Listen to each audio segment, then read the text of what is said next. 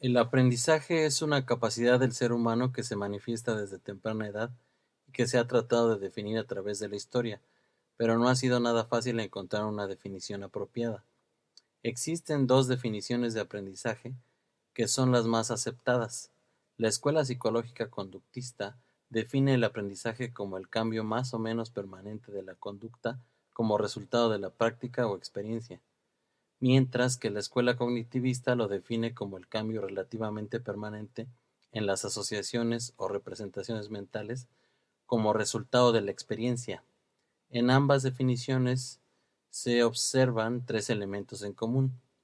El aprendizaje produce un cambio, se adquiere como resultado de la experiencia y los efectos son relativamente permanentes. En la vida diaria podemos ver muchos ejemplos de aprendizaje. Todavía recuerdo cómo aprendí a andar en bicicleta. Primero observaba cómo lo hacía mi hermano mayor, después él me ayudaba a mantener el equilibrio e iba soltándome poco a poco. Luego de varias caídas y raspones, la sensación de tener el control y no caer era algo muy reconfortante. La adquisición de una segunda lengua es un buen ejemplo de un aprendizaje escolar. En un salón tradicional, antes de la implementación de las TIC, se podía ver un pizarrón, sillas, mesas, estudiantes trabajando en parejas o grupos y el profesor al frente siguiendo un libro de texto y utilizando una grabadora para reproducir los audios. Actualmente, las TIC se han ido incorporando y podemos encontrar pizarrones inteligentes y los libros de texto han evolucionado a formato digital interactivo, donde los estudiantes pueden manipular los contenidos, favoreciendo diferentes estilos de aprendizaje como el kinestésico. El siguiente paso podría ser tener salones multimedia para cada sesión presencial donde las herramientas tecnológicas estén siempre a la mano, o hacer que los estudiantes adquieran los contenidos explícitos fuera del aula con el apoyo de las TIC y trabajen con ellos en el horario más conveniente para que el tiempo de las sesiones presenciales sea mejor aprovechado en interacción, práctica y retroalimentación. El hombre es un ser biopsicosocial, es decir, que los aspectos mentales y sociales descansan sobre la biología. El buen funcionamiento del organismo determina que los procesos psicológicos más complejos y el comportamiento social tengan lugar. El aprendizaje tiene sus bases biológicas en el sistema nervioso que, a su vez, se divide en sistema nervioso central y periférico.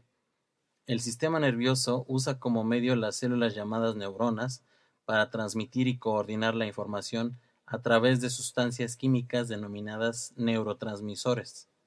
El sistema nervioso central está formado por el cerebro y la médula espinal, siendo el primero uno de los órganos más importantes para el óptimo funcionamiento del organismo.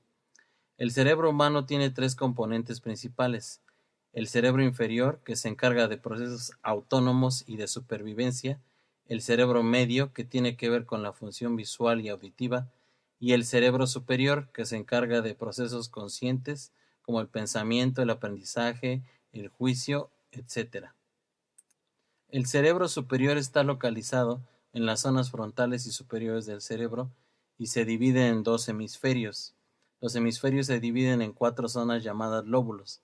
Los frontales son responsables del lenguaje, la atención, el razonamiento, las estrategias de aprendizaje.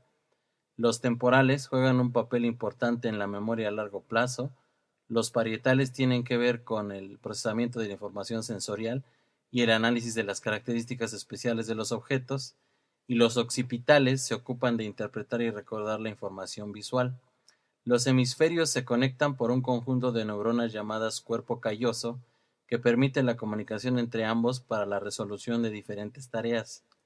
El hemisferio derecho controla el lado izquierdo del cuerpo, la percepción espacial, la expresión de emociones, etc.